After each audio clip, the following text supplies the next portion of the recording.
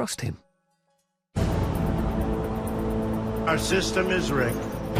Anyone who challenges their control is deemed a sexist, a racist, a xenophobe, and morally deformed. Conspiracy theories are at the heart of this American presidential election. This is a conspiracy against you, the American people. Since the Vietnam War and the Watergate scandal, many Americans have been deeply suspicious of their rulers. History is a set of lies agreed upon. The government rarely tells you the truth, and they never tell you the whole truth. Americans are always looking for the conspiracy behind the facts. We were really taught to do that in Vietnam. It's just a complete deception in which 58,000 Americans were killed. Donald Trump has made his political career pushing conspiracies. He's alleged that President Obama could be a foreign imposter. The people that went to school with him, they don't even know, they never saw him. They don't know who he is. Crazy. It's the biggest fraud in maybe the history of the world. All right, thank you, and God bless America. He suggested that the father of one of his rivals was linked to the assassination of JFK. There's a picture of him and crazy Lee Harvey Oswald. Ted Cruz's father linked to JFK assassination. What's wrong about that? This is nuts. Now he faces an opponent with her own scandal-ridden past.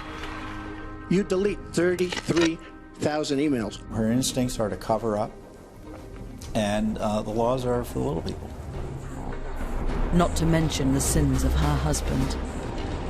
I did not have sexual relations with that woman. Extraordinary personal and bitter attacks have defined this election. She was a total enabler. She would go after these women and destroy their lives. Donald thinks belittling women makes him bigger. In the face of so many conspiracies, what can American voters really believe? One thing I can promise you this. I will always tell you the truth.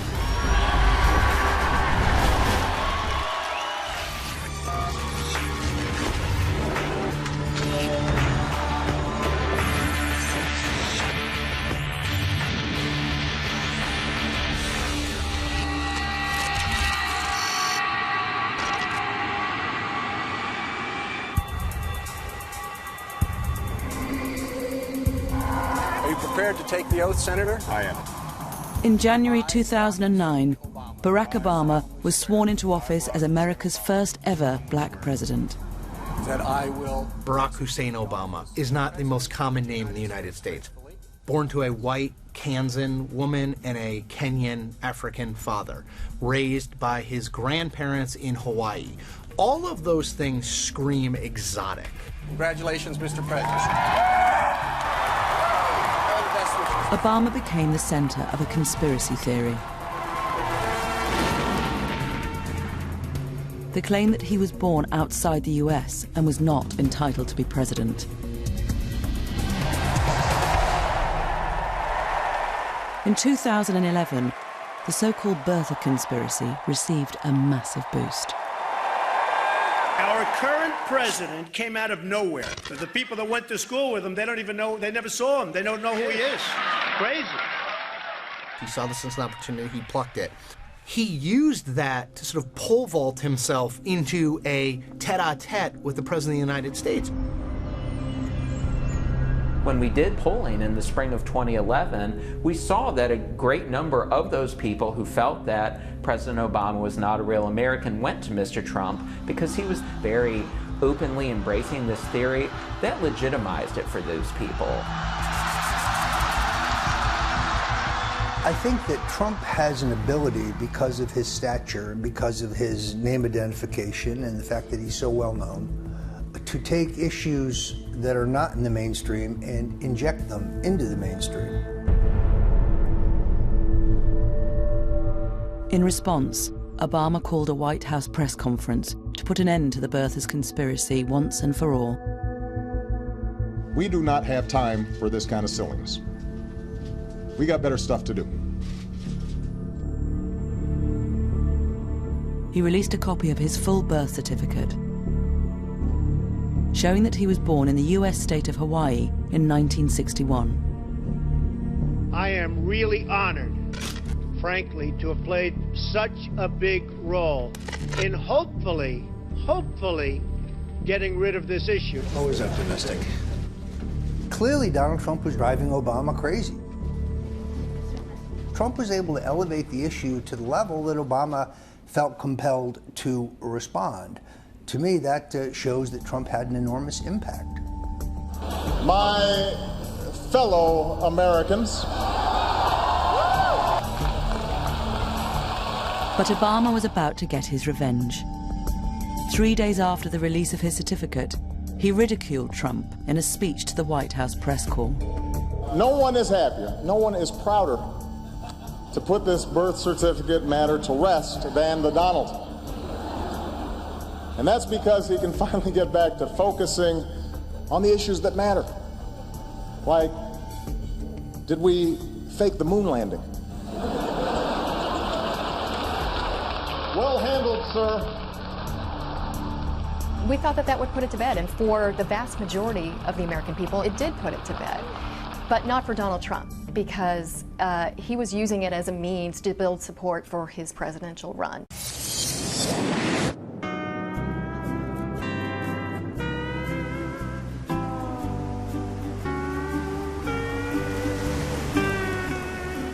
If Obama thought the release of his birth certificate would kill the conspiracy, he was about to get a shock.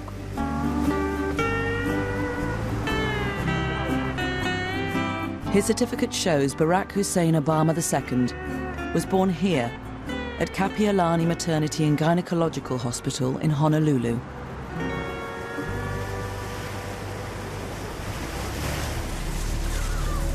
But within days, it was labelled a fake. And leading the charge was the recently humiliated property tycoon and reality TV star, Donald Trump. He is a citizen. He produced that long-form birth certificate. Well, a lot of people don't agree with you, and a lot of people feel it wasn't a proper certificate. Orly Tates is a Californian dentist, originally from Moldova, and a leading light in the birther movement. She believes she found a mistake in how Obama's father's race was recorded and thinks it indicates forgery.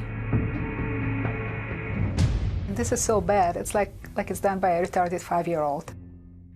In those years, in 1961, when they were describing races on birth certificate, they would put white, Asian, or Negro, or black. In Barack Obama's alleged birth certificate on this piece of garbage, they're saying African. Well, they didn't use the word African. This is not linguistics of 1961 that was created today using the wording of today.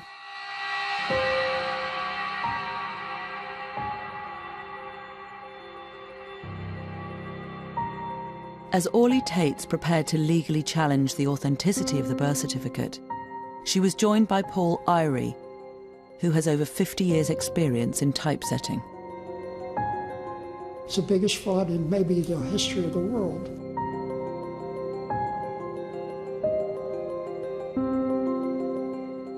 He says there is evidence that the certificate was forged on a computer. Here, black letters are printed on paper that is solid green. But around the letters are white, halo-like outlines. White on a back document that is printed on the green paper? How did the green go away? It can't. We see white, and the printer doesn't print white. White can't show up on that document. And that is proof by itself, beyond a question.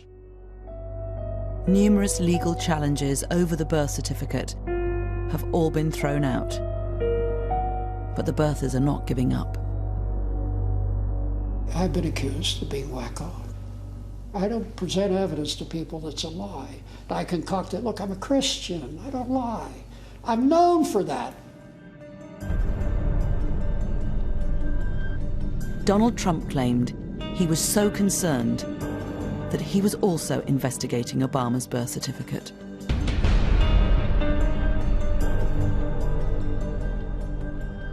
Was it a birth certificate? You tell me. You know, some people say that was not his birth certificate. So maybe it was, maybe it wasn't.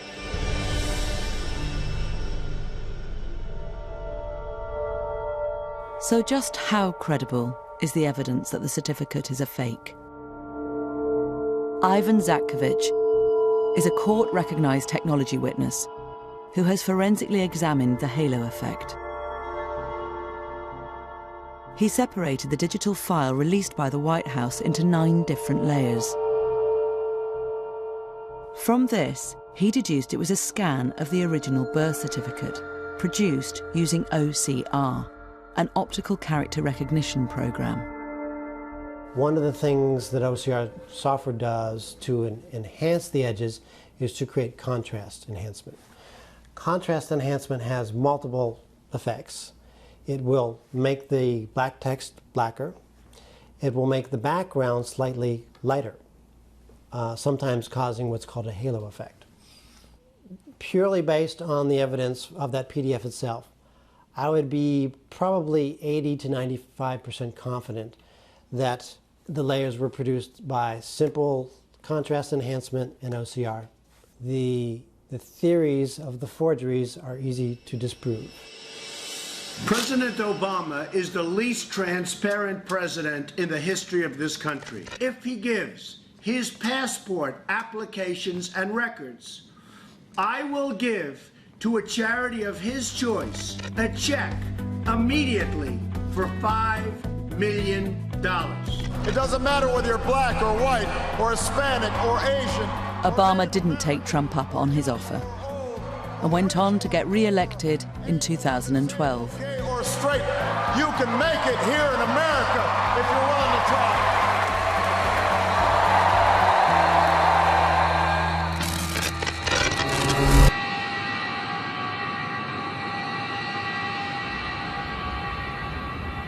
A year later, in 2013, the birther conspiracy would take another extraordinary twist.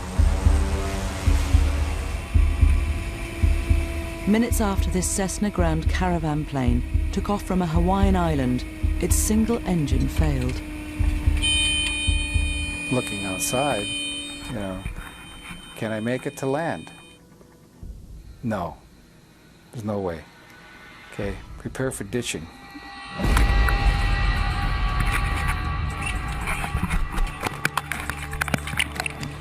All 8 passengers and the pilot struggled to stay afloat for almost 2 hours before rescue.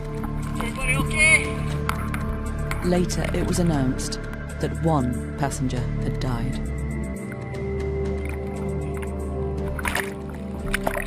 Loretta Fuddy was the Hawaiian health official who had authenticated Barack Obama's birth certificate. I had no idea who Loretta Fuddy was. None. And somebody told me, he says, oh, she's the one that signed Obama's birth certificate. And I go, oh, here we go. The village idiots are going to be coming out in force. Sure enough. Shortly after Donald Trump heard the news, he took to Twitter and wrote, "How amazing. The state health director's birth certificate died in plane crash today. All others lived." The director of health who had the birth certificate died today and everybody else lived. What does that mean? Neil Abercrombie appointed Loretta Fuddy while he was the governor of Hawaii. The implication of that tweet is that she's dead and that somehow is connected to the President of the United States in some ill-conceived and misbegotten attempt to prove where he was born. That is it goes beyond an individual sickness.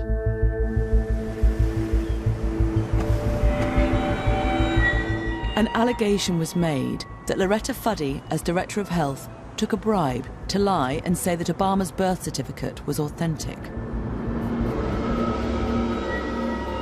Bertha Doug Voigt claims he found evidence in her financial records that her debts were being paid off at a rate exceeding her official income. If she paid off $70,000 worth of debt with lowered mortgage and credit card stuff, then where'd the extra money come from? She's short at least $50,000. That's the whole point. You're buying the forgery. You got to pay people off. In my opinion, they did.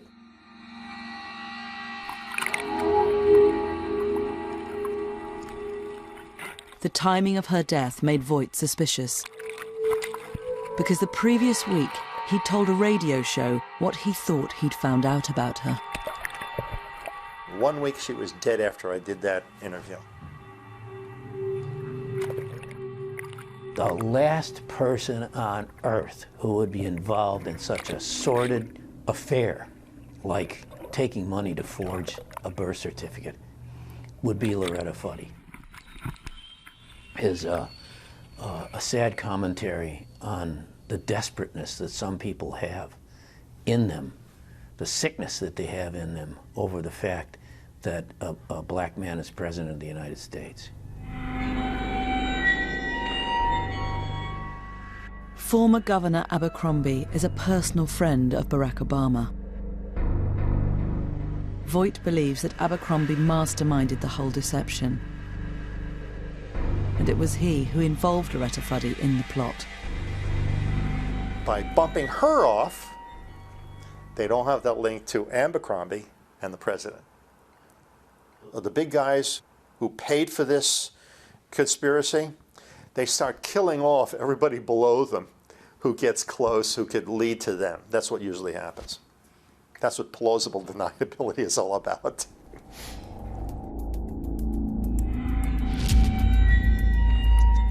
If someone put a small bomb over the magneto and blew up the magneto, it would end the voltage to the cylinders and the plane would lose power, just off the bat. Just like that. So is there any credibility to the claim that the plane was sabotaged?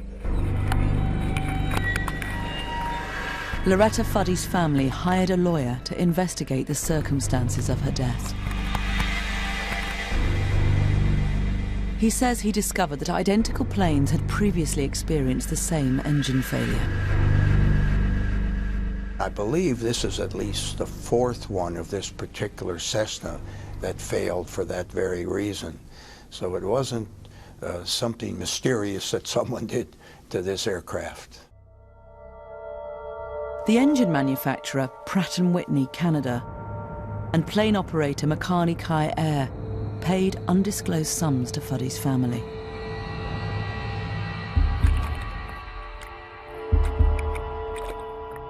Fuddy's autopsy revealed the cause of death was heart failure, as she struggled to stay afloat in the water. Her family's lawyer found no evidence of suspicious payments in her accounts. But these facts are not enough to persuade the most committed birthers. I don't believe them as far as I can throw them. Got the picture? It's like Churchill not believing of a word that came out of Hitler's mouth. Same thing. Good analogy? Got it.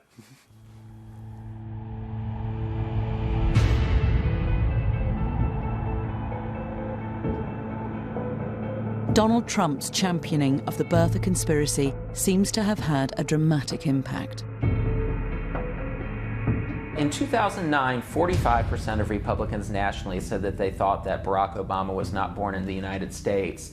Now, after Donald Trump has given this issue so much attention over the years, and his surrogates have, that number's up over 60%.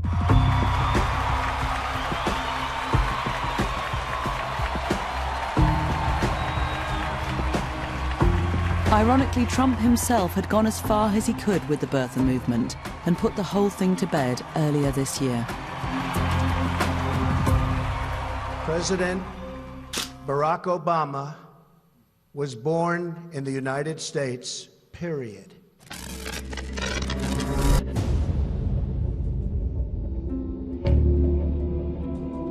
One event, more than any other in recent American history, has become a fertile breeding ground for conspiracy theories. Something has happened in the motorcade route. Stand by, please. The assassination of President John F. Kennedy. The official investigation ruled that Lee Harvey Oswald was the killer, acting on his own. Many Americans have just never bought the story. Mainstream media has concealed a lot of facts about American history. Things are never exactly the way the government tells them. Even 71% of the people in America today don't believe Lee Harvey Oswald acted alone. And it's this belief that Donald Trump would exploit on his next step towards the White House. In June 2015, he finally announced he was standing to be the Republican nominee for the presidency. I am officially running for President of the United States. We will make America great again. Thank you. Thank you very much.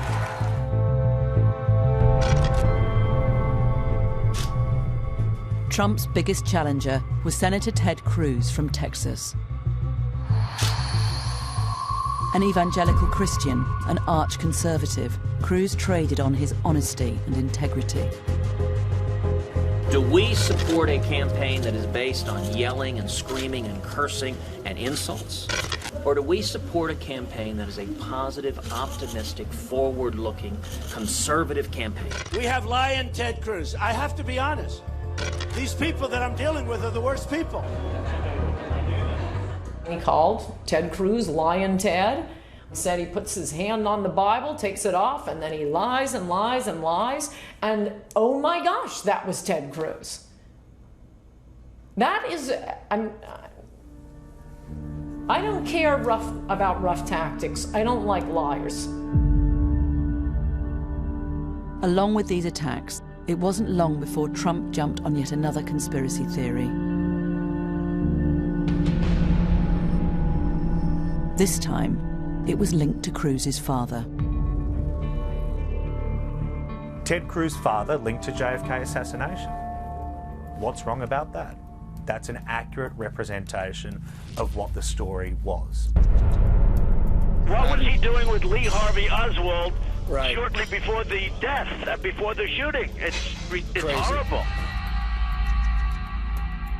Donald Trump, by invoking the Inquirer report, was able to elicit a response from Ted Cruz that effectively made him a spontaneously combustible political candidate. Now, let's be clear. This is nuts. This is not a reasonable position. This is just kooky. And while I'm at it, I guess I should go ahead and admit, yes, my dad killed JFK. He is secretly Elvis, and Jimmy Hoffa is buried in his backyard. This man is a pathological liar. Why did Trump raise this? To get under Ted Cruz's skin. Did it work? Like a charm. Ted got emotional about it, and I think he got emotional about it because it was his father. Like, when you run for president, the idea that it would bring pain on your family is an emotional thing. I don't know his father. I met him once. I think he's a lovely guy. All I did is point out the fact that on the cover of the National Enquirer, there's a picture of him and crazy Lee Harvey Oswald. But they never denied. Did anybody ever deny that it was the father? They're not saying, oh, that wasn't really my father. It's a little hard to do, because it looks like him. Rafael Cruz was born in Cuba. During the Cuban Revolution, he fought with Fidel Castro's rebels against the ruling military dictatorship. He fled to America in 1957. America is the land that welcomed my father as a penniless immigrant.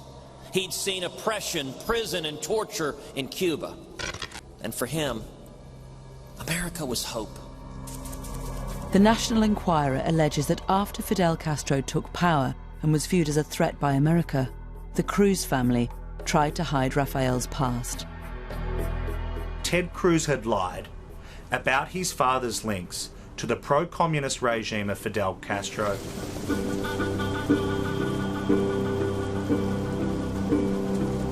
It was investigative journalist Wayne Madsen who first looked into Rafael Cruz's background in detail. He believes the photograph is evidence of a much deeper conspiracy. He identified the similarities between Rafael Cruz and the man beside JFK's killer. He's never told anybody where he was on August the 16th, 1963, although there's some photographic evidence that would show that there's a guy that looked an awful lot like him standing there with Lee Harvey Oswald on August the 16th, 1963. But it's a yes or no. It's a simple question which he's never answered. After a return visit to Cuba, Rafael Cruz claimed he became disillusioned with Fidel Castro's brand of communism. We all thought he was the solution to the dictatorship that was in Cuba. We were all fooled.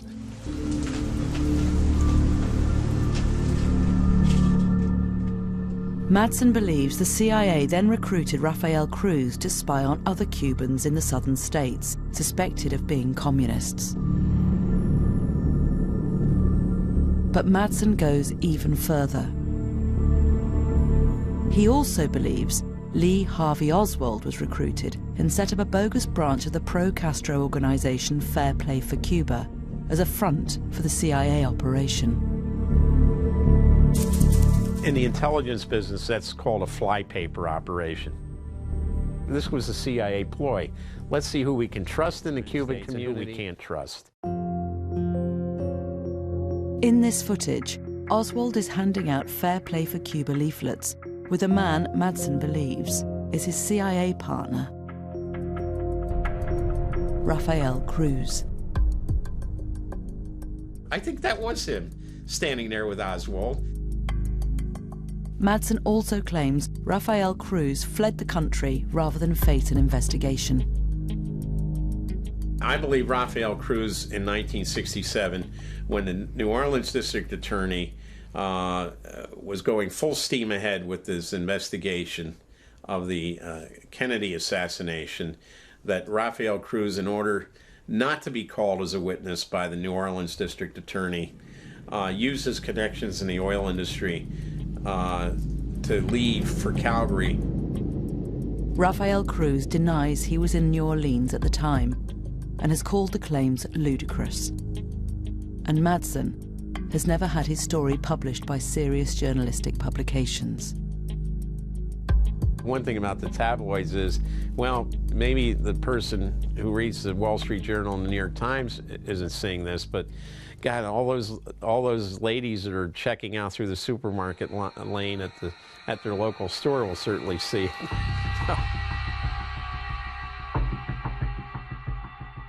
But is the evidence that Rafael Cruz was with JFK's killer credible? Garbage. Garbage. You know, I think that's the problem. It's easy to throw garbage into the middle of our national political conversation now in a way that it never was before. Even the National Enquirer couldn't be certain it was Rafael Cruz, despite their dramatic headline. In our article, we actually discounted the story to some extent. We said that there were some experts who said that they couldn't conclusively identify one way or the other if indeed the man in the photograph was Ted Cruz's father. 99% of their publication, it's all fabrication. I guess you could call it entertainment for the conspiracy-minded. There's just no evidence that Rafael was anywhere near Lee Harvey Oswald, so no, it's just bogus. But the damage was done. I've said that I would continue on as long as there was a viable path to victory. Tonight, I'm sorry to say, it appears that path has been foreclosed. I humbly and gratefully accept your nomination for the presidency of the United States.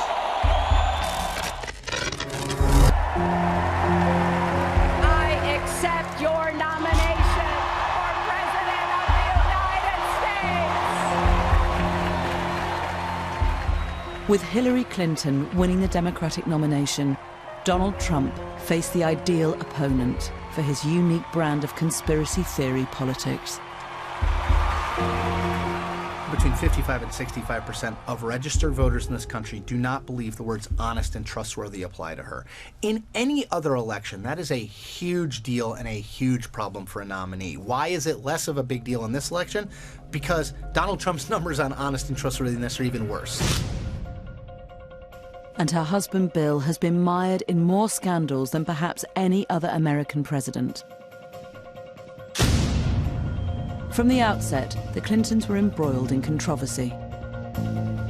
Their property company, Whitewater, went bust, and their business partners were later jailed for fraud. Then there were accusations of cronyism after they sacked staff in the White House Travel Office, replacing them with friends and supporters. And the man responsible for handling these sensitive matters was Vincent Foster. The Clintons are more like a crime syndicate than they are a family. He was the keeper of all their secrets. He was their lawyer. 6 months into Bill Clinton's presidency, Foster was found dead with a gun in his hand, here in Fort Marcy Park, just outside Washington.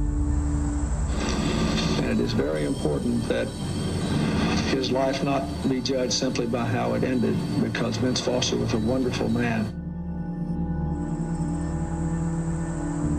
Rumors spread about the man who may have known too much about Whitewater and the Clintons' complex web of financial and real estate dealings. I believe he was murdered by persons unknown, for reasons unknown to me, and a cover-up ensued that was at bottom politically driven. 23 years after Foster's death, Donald Trump reinvigorated the conspiracy. A lot of people are very skeptical as to what happened and how he died. I know nothing about it. But again, if you people reveal something to me, I'll answer it the appropriate way. Donald Trump, it seems to me, understands that the people who believed in those theories, the Clinton haters, if you will, exist and were ready to be reactivated out there on the internet, and that by sending these signals to them, he would have a certain constituency. He's rallied that constituency. Some of Trump's closest allies accuse Hillary Clinton of criminally covering up the circumstances of Foster's death. My own research indicates that Hillary Clinton had 2 of her flunkies move the body to Fort Marcy Park so that Vince Foster's office would not become a crime scene. Why do I think his body's dumped? Well, they find his body 30 yards down a muddy trail, but there's no mud or dirt on his shoes, none whatsoever. There are carpet fibers all over his suit, however. That's because they rolled him in a carpet to get him out of there. Later, it is claimed secret papers were removed from Foster's White House office. Records pertaining to the nefarious activities of the Clintons. Who knows? It could have been anything. They have, you know, these people are a scandal a minute.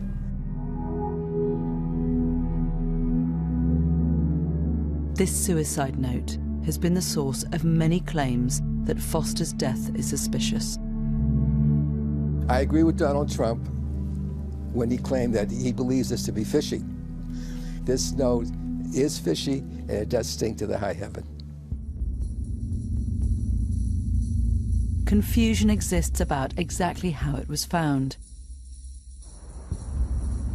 A police team searched Foster's office 2 days after he was found dead. White House lawyer Bernard Nussbaum says he searched Foster's briefcase and told a police officer there was nothing in it. He definitely indicated that the briefcase was empty, and then again spread the opening wide and looked in it a second time. 3 days later, the note was found by a White House staff member in the same briefcase, torn into 27 pieces, despite Nussbaum's claim that it had been empty. If the note had been in the bottom of that briefcase, he would have seen it.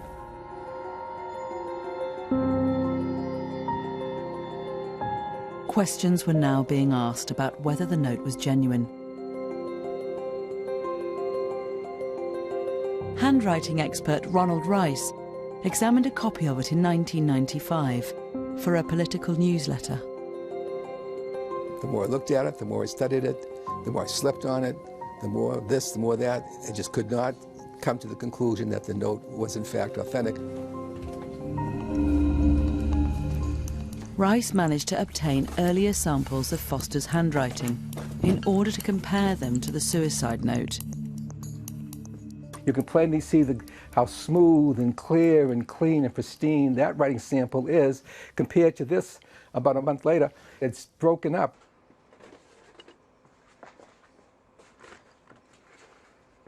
We have two words which read Clinton, Clintons, plural. You can plainly see on the known Vincent Foster, capital C is different from the question capital C. The I in the N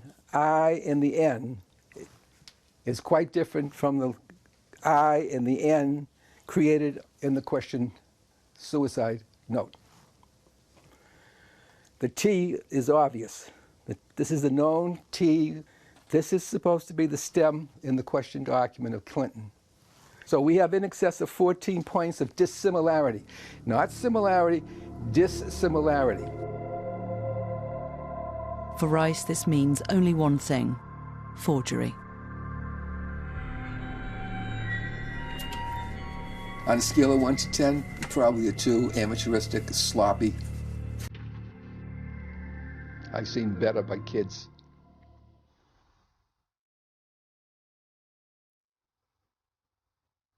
So, was there a conspiracy to make Foster's death look like a suicide? Official investigations found that Foster shot himself in the mouth, resulting in an exit wound in the back of his head. A clear indication of suicide.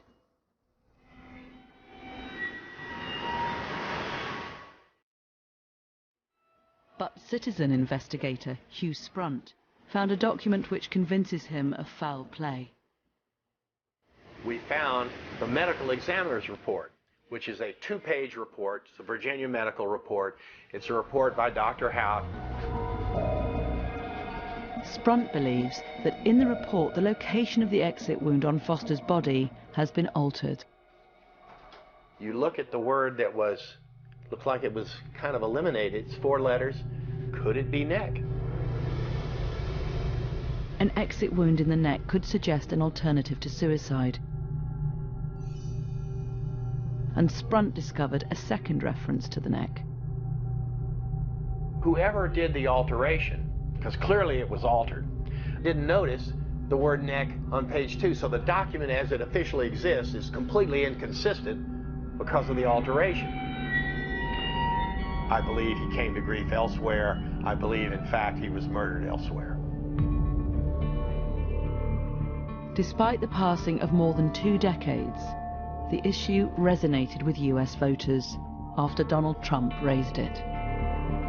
In a poll we did shortly after that, we found that 50% of Trump voters had thought that Hillary Clinton had something to do with killing Vince Foster, and that's truly something that's unprecedented in American history. We've been divided over the years, but you usually don't have a situation where supporters of one candidate hate the other candidate so much that they think that that woman might be a murderer.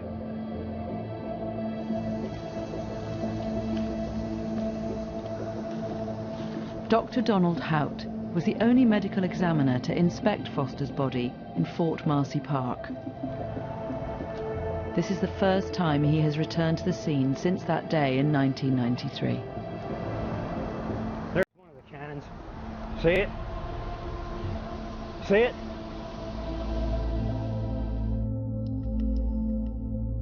We showed him his medical report, which Hugh Sprunt had found, and asked why there was a reference to a neck wound. He says it is a record of what police initially told him before he examined the body. That was what was reported to me, but not what I saw. That was what was reported to me, but that, in my opinion, was incorrect. I observed no neck wound. Dr. Hout also rejects conspiracy theories that Foster did not die in the park, or that there was foul play. Donald Trump said that the outcome was rather fishy or uncertain, but there was no uncertainty about it whatsoever at all. Without question, he killed himself. Yes, without question.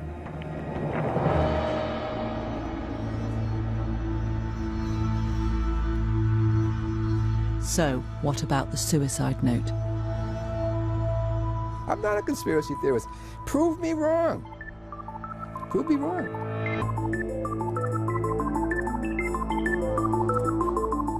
We asked another handwriting examiner to compare the same samples of Vincent Foster's earlier handwriting with the suicide note. It's not a forgery because there's too many similarities. I don't think anybody can recreate this baseline without knowing how he held a pen and the angle of the pen and where his fingers were held. And then that alone is hard enough to recreate. But to do it in the same words, it's not possible. I've never seen it done like that. I'm completely confident, and I would take an oath in a court, that the suicide note was performed by the same writer who wrote the known writings.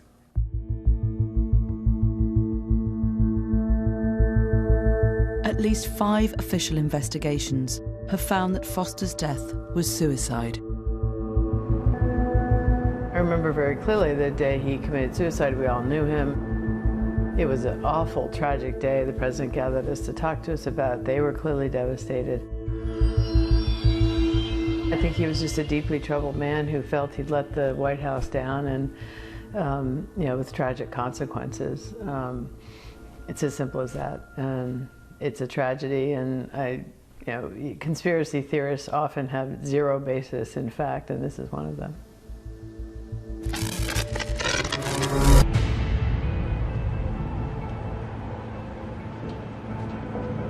But this wasn't the only controversy the Clintons faced in the 90s.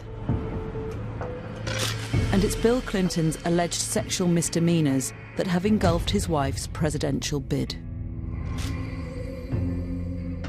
What he's done to women, there's never been anybody in the history of politics in this nation that's been so abusive to women. When Bill Clinton was governor of Arkansas and running for the White House in 1992, the first scandal involving relations with other women broke. A cabaret singer named Jennifer Flowers was outed in a tabloid magazine as Bill Clinton's lover. The Clintons decided to confront the scandal jointly in a TV interview. Bill Clinton's closest advisor at the time, Dick Morris, says he was consulted about tactics. Bill called me right before the interview, and he asked me, what do you think I should say? And I said, well, if I were you, I would say that you have caused pain in your marriage, and you regret that, and you want to be a better person. But Franklin Roosevelt was not always faithful to Eleanor, and Eisenhower was not always faithful to Mamie, and Kennedy was not always faithful to Jacqueline, and Lyndon Johnson was not always faithful to Lady Bird. And I prayed that I could be half as good a president as they were. And he said over the phone, he said, oh man, that's good, but if I said that, I'd have to find a new place to live. Now, I'm not sitting here as some little woman standing by my man like Tammy Wynette. I'm sitting here because I love him, and I respect him, and I honor what he's been through and what we've been through together. And you know, if that's not enough for people, then heck, don't vote for him. The next day, Jennifer Flowers held her own press conference. Yes, I was Bill Clinton's lover for 12 years. First woman to come forward became a client of mine, Jennifer Flowers. And for the past 2 years, I have lied to the press about our relationship to protect him. And she told the media that she had had this relationship with Bill Clinton. She had an audio recording of him calling her, saying, "Be quiet about this." Judge for yourself if this is the way a man talks to a woman who is just a friendly acquaintance. If they ever hit you with it, just say no and go on. There's nothing I can do. Raise your right hand and repeat after me. Protect. Nevertheless, Bill Clinton was elected president later that year. So help me God. Congratulations. But another sex scandal followed. In 1998, a White House intern called Monica Lewinsky claimed that the president had engaged in sexual activity with her in the Oval Office. True to form, Bill Clinton went into denial mode. I did not have sexual relations with that woman, Miss Lewinsky. It took us a year to prove that the conspiracy theories about Bill Clinton and Monica Lewinsky were true. Luckily, she kept the dress. But you have to prove the scandals of Democrats with DNA. Indeed, I did have a relationship with Miss Lewinsky that was not appropriate. Other women came forward to allege affairs with Bill Clinton. But allegations were also circulating that Hillary Clinton had enabled her husband's behavior by trying to silence women who came forward. This is Hillary's modus operandi. It's not that she's an enabler. She's, frankly, a criminal that tries to obstruct justice and keep people from talking. One of Bill Clinton's closest advisors at the time, Dick Morris, claims he was told about what was going on. Bill's chief of staff and Hillary's close friend sat down with Bill and got a list of all of the women he was involved with. And she told me it was certainly more than a dozen. And she hired detectives to dig up dirt on each of these women, and then went to the women and said, if this comes out, we're going to say this and this and this about you. Your abortion, your previous divorce, your bankruptcies, your student loans, your cheating, your shoplifting, what have you. And they dug up that dirt to intimidate the women into silence. While the Clinton camp denies these allegations and dismisses them as conspiracy theories, Donald Trump has pushed them relentlessly. And she was a total enabler. She would go after these women and destroy their lives. Hillary hurt many women, the women that he abused. Trying to make it like Hillary was somehow in any way condoning of this behavior is just reprehensible and disgusting, and I don't think it's going to work. The problems that Hillary and Bill have had during their marriage's infidelities are well known, and to charge her as being an enabler is just a debased, a false attack that I think will backfire on Donald Trump. This narrative has never been fully exposed in the mainstream media, but it's fair game. If Hillary Clinton wants to call Donald Trump a misogynist, she's opening the door to an examination of her own conduct.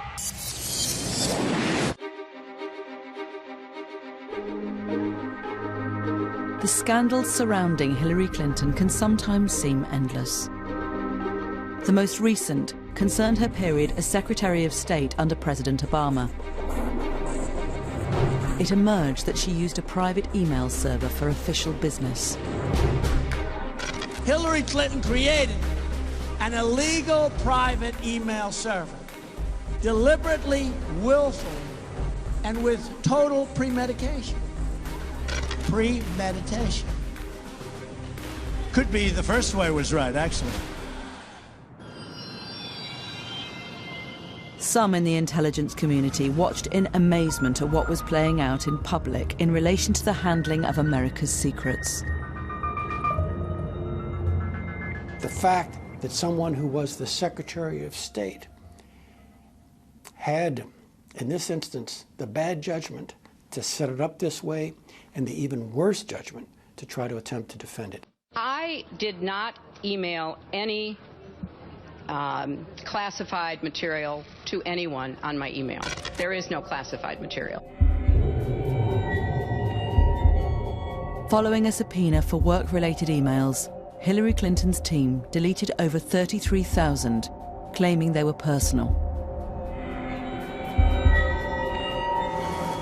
The FBI recovered some of them and found that thousands were work-related, and some were classified. From an additional 30,000 emails that she did hand over, the FBI found 110 of them were also classified. And here now you have Secretary Clinton saying there was no classified. And after it was pointed out that, well, that is classified, then the claim became, well, they weren't classified at the time the emails were sent. And again, that's inconceivable for someone of my background. Information doesn't get classified by sitting on a server. It begins life as either classified or unclassified information. It's either criminal or it's incompetent. It's one or the other. And neither's acceptable to be president. I would lose respect for a whole bunch of intelligence organizations around the planet if they had not had full access to that server and were not, as we speak, thumbing through all the emails that were available.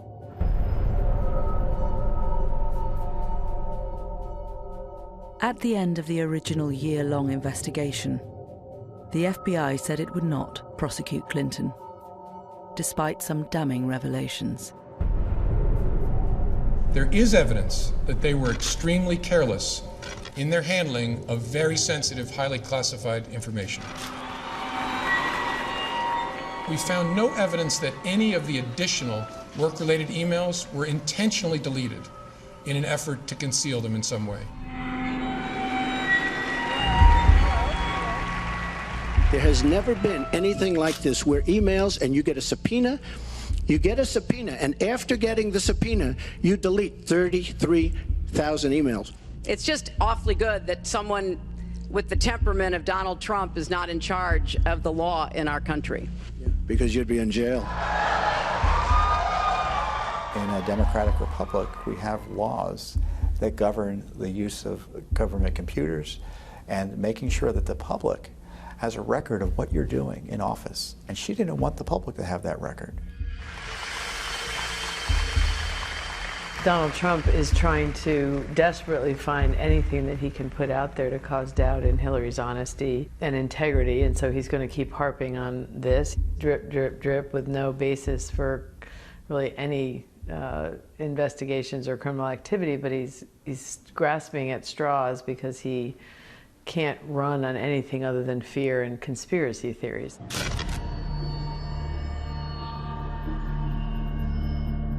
The FBI's decision is outrageous. This is elite deviance. This proves yet again that there are some people in the country so powerful, so connected, so wired, that the law just doesn't apply for them. The Clintons have skated on this basis for a long time.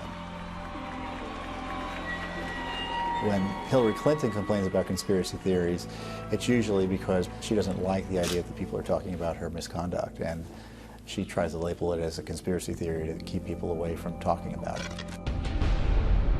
Mrs. Clinton has a record of corruption. That's not a conspiracy theory. But just 11 days before the election, the FBI announced it was reopening the investigation. And some in the Clinton camp now allege a conspiracy against them.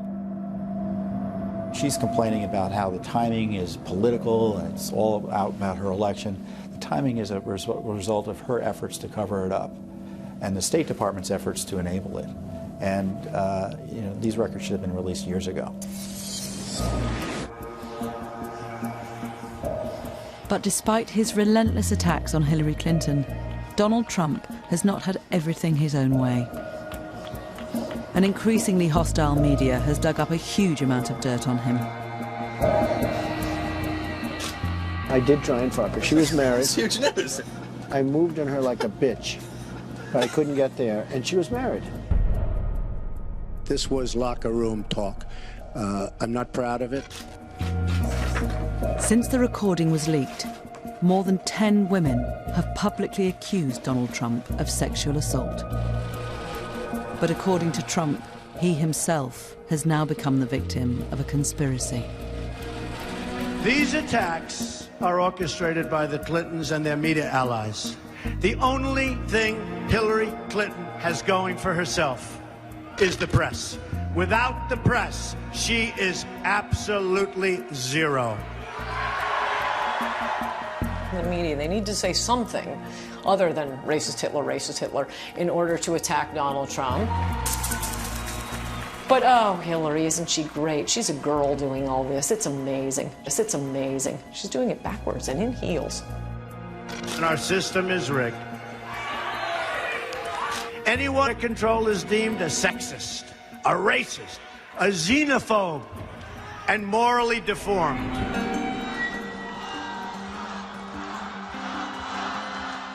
Trump is even implying that if he loses, he will be the victim of the ultimate political conspiracy, electoral fraud.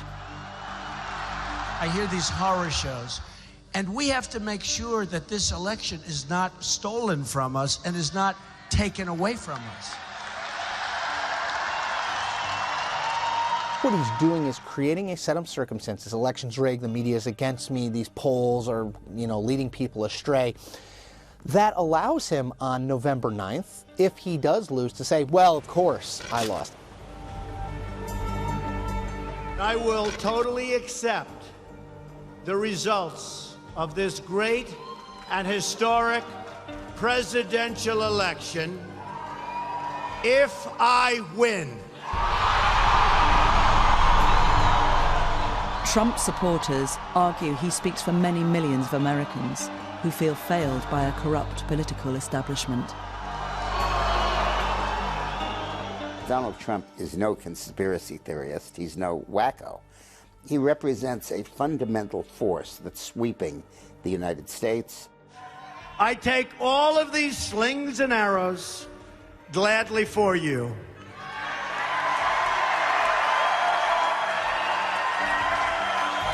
He's not an ideologue. He's not a reactionary. Certainly isn't a racist. But he's certainly not out of charm school. I think you have a responsibility when you're the major party's nominee, when you're this much in the public eye, when you're pushing out these crazy conspiracy theories and no facts to back them up, that's dangerous. Let's be very clear. The Clintons are not just facing defeat, they're facing prison, prosecution and prison.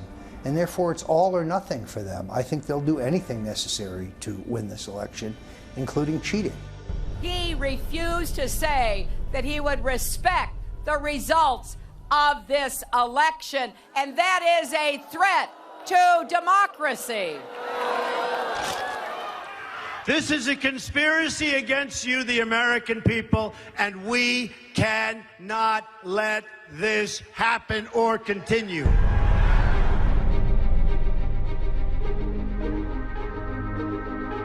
Panorama meets some of those who fear what Trump as president would mean for them, available on BBC iPlayer, and who will be supporting Donald. Radio 4 meets the Unswayables, Trump's loyal army, available online. Now, had you been watching BBC One, you'd have seen Lord Sugar fire another candidate. Perhaps tonight was a surprise. You're fired next.